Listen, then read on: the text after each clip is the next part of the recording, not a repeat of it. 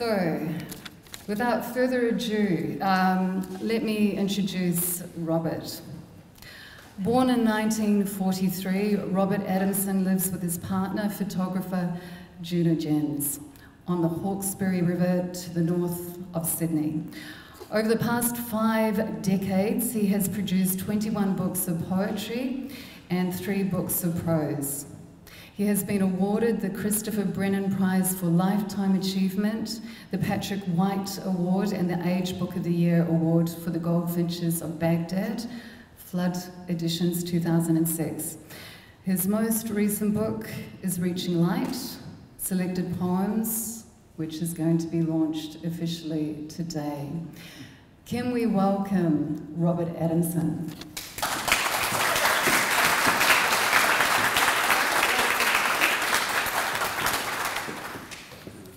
I'm writing this inside the head of a bush stone curlew. We have been travelling for days, moving over the earth, flying when necessary.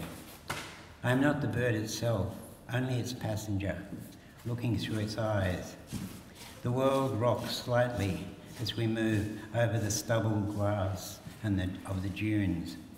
At night, shooting stars draw lines across the velvet dark as I hang in a sling of light between the bird's nocturnal eyes. The heavens make sense. Seeing this way makes me want to believe that words have meanings, that Australia is no longer a wound in the side of the earth. I think of the white settlers who compared the curlew's song to the cries of women being strangled. And I remember the poets who wrote anthropomorphically as I sing softly from the jelly of the stone curlew's brain. And then I'll...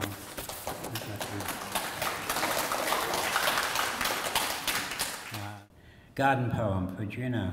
Sunlight scatters wild bees across a blanket of flowering lavender. The garden grows visibly in one morning. Native grasses push up, tough and lovely, and your angels trumpets, as your angels trumpets. At midday, the weather with bushfire breath walks about talking to itself. A paper wasp zooms above the smooth river pebbles. In the trees, possums lie flat on the leafy branches to cool off. The cats notice, then fall back to sleep. This day has taken our lives to arrive. Afternoon swings open, although the mechanics of the sun require the moon's white oil. Daylight fades to twilight, streaking bottle brush flowers with shade. The breeze clatters in the green bamboo and shakes its lank hair. At dinner time, the French doors present us with a slice of night, shining clear. A Naples yellow moon outlines the ridges of the mountains. All this neatly laid out on the dining room table across patches of moonlight.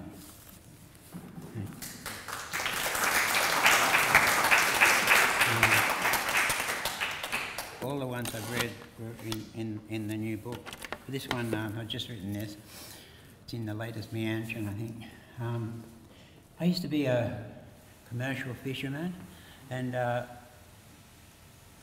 even worked at Bermagui and helped rich people catch marlin. And my father and grandfather were fishermen, especially my grandfather, and that's how we earned money to live, to pay the rent, you know. So I always had, and I inherited that ability to catch fish. I can catch fish anywhere, really. But I always had this ambiguity with fish that when you kill them, you know, it's not good. And yet, if you don't kill them, you don't pay the rent and you don't eat. So this poem involves all that sort of thing. A flying fish alongside my head. We can't hear them talking. The moon slides down a star-scattered sky, loaded with bushfire. It will never touch our flat earth, we say. Jokes are rare tonight. Men stand around on deck staring at eyes in the heads of the iced-up catch. We prepare to shoot the net and attempt to stifle our rough talk and bleak thoughts. Language is a rope coiled under the netboard. Drop words from the cork line, let stories limp home to our loves. Shake the mesh until lies flutter out and dissolve. Kingies, bandits, greenbacks, whatever we call these fish tonight, they'll snip the pilchards and shred the net's fine wings. Their death pays the rent.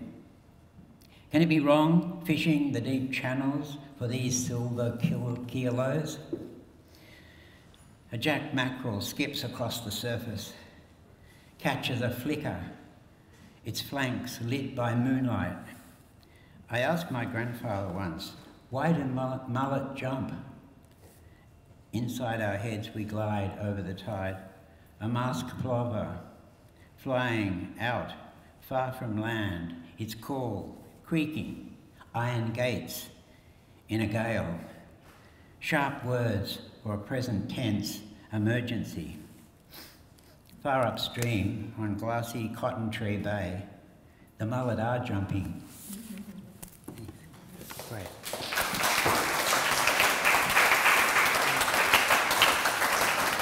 Thank you.